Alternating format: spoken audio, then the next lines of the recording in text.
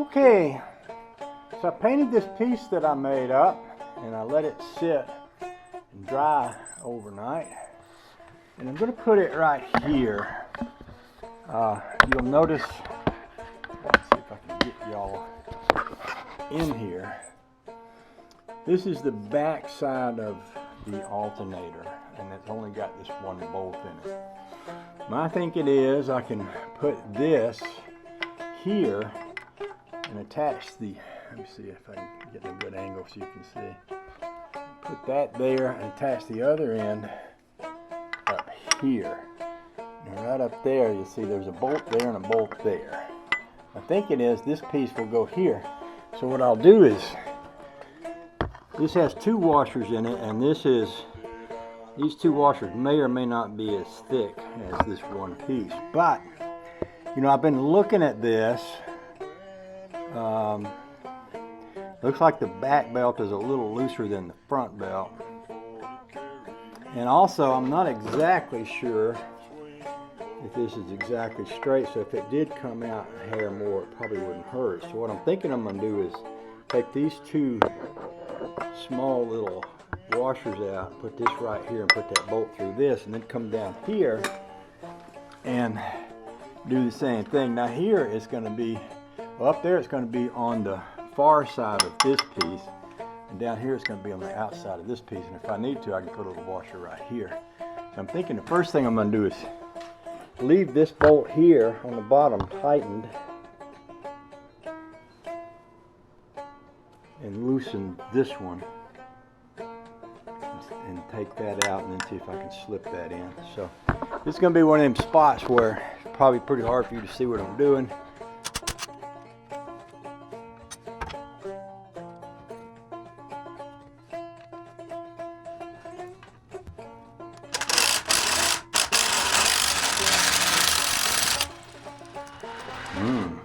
That's interesting. See, that bottom bolt isn't even tight enough to hold that in place. I didn't realize that. So this is something I could address also down there, I do believe. So let's put this back on here, and let's put, where's my little piece? You know what I do with it?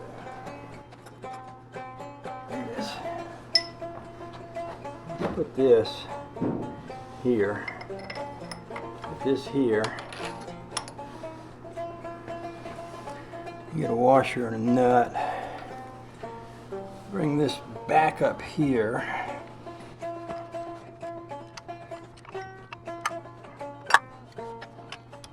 get this restarted into here. See, this piece right here is threaded.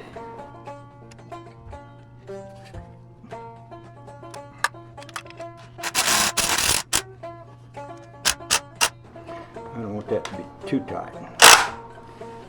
And then just for, see, this goes on here. This is the keeper. This is how you adjust the alternator.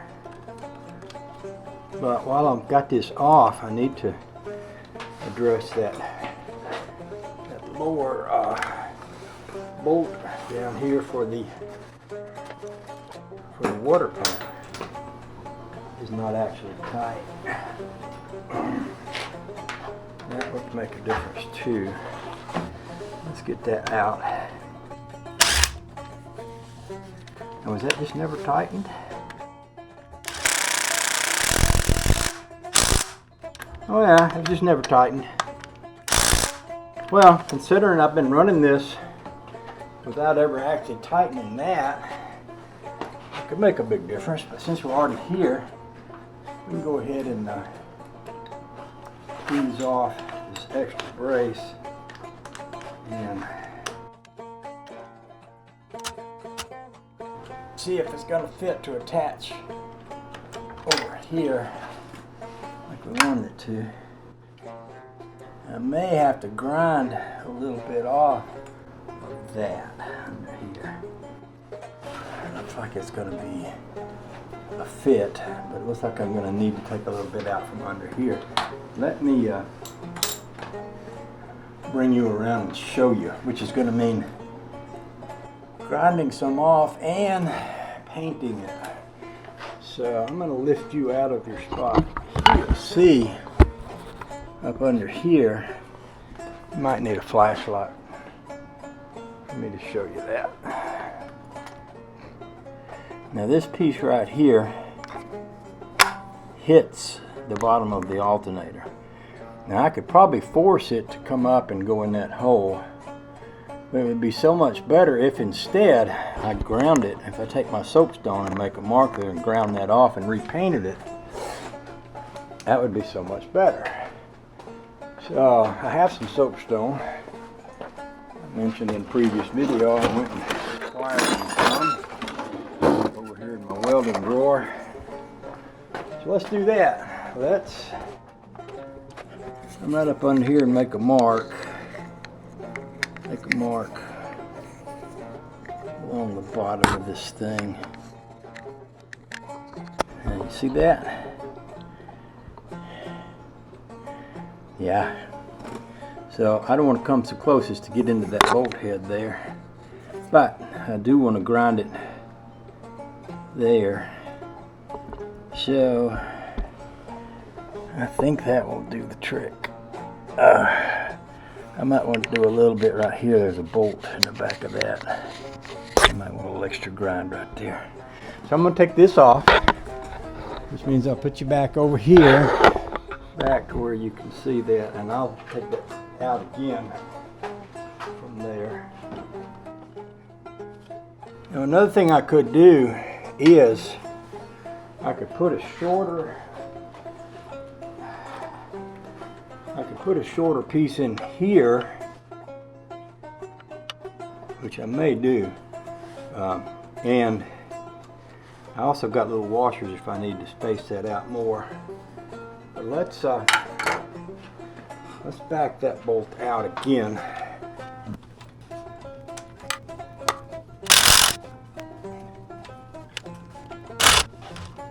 We take this out, and then we put this in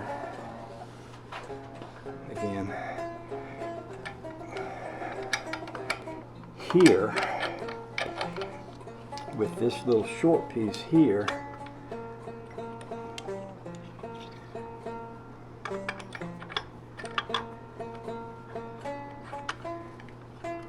And then we can bring this over here.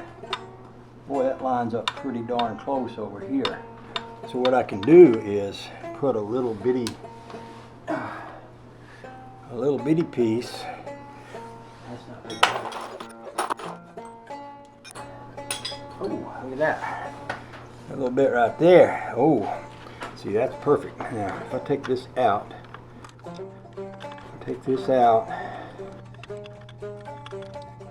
I put this back together with this little bitty piece here, and then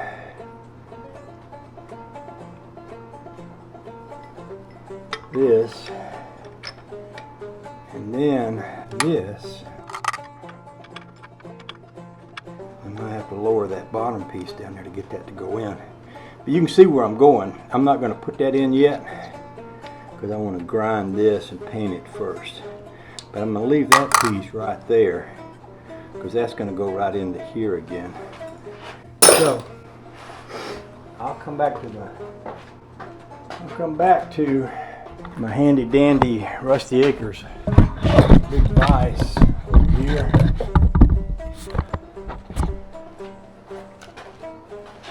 And I'll sit this in here like this.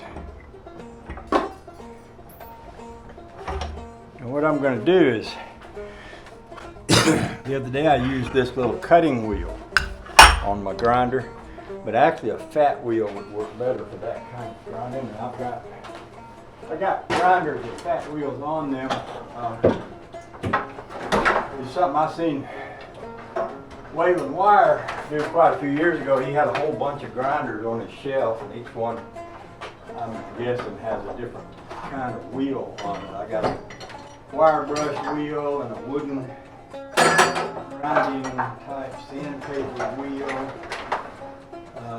wheel here is not so much of a cutting wheel as it is a grinding wheel. Even though it's got kind of a sharp edge where it's worn down, it's a fat blade. So I can take that fat blade and get in here and grind out some good metal. I'm already warming up a little bit. Take my big jacket off, put my glasses on. Let's see my big jacket. I got my vest on today. I've also got my fuzzy hat. I should be wearing my other hat. In fact, I think I'll change hats. I'll get my other hat. This one's nice to keep the cold out, but it's not the best thing to get grinding dust in.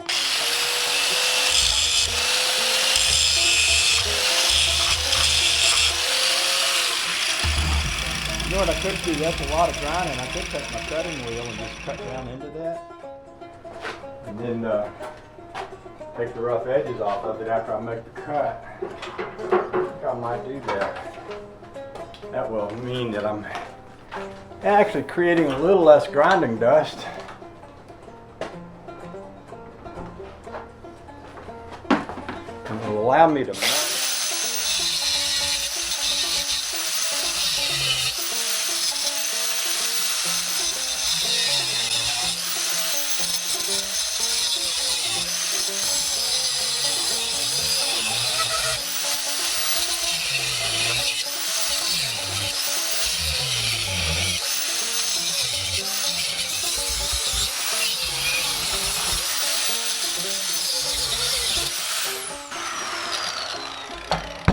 well, that's a good start.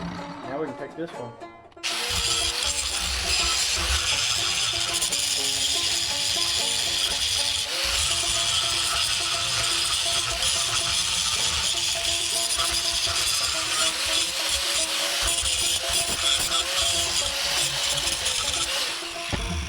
Now this mostly won't be seen because it's under that alternator. So it doesn't have to be extremely perfect, and actually I think it's pretty good like it is.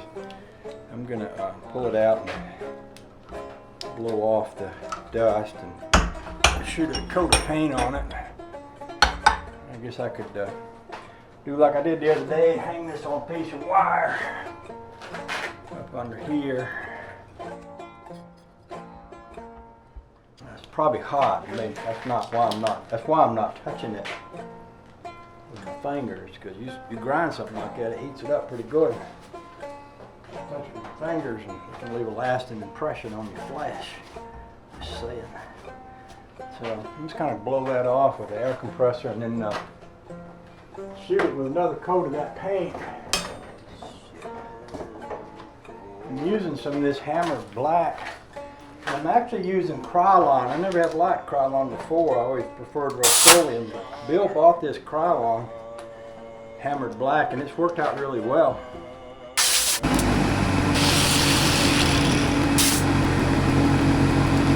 Doing the happy can dance again. I started saying I'm not sure what they use for formula in this paint. I suppose if I were to read the fine print I could look it up. I know Rust-Oleum usually is enamel.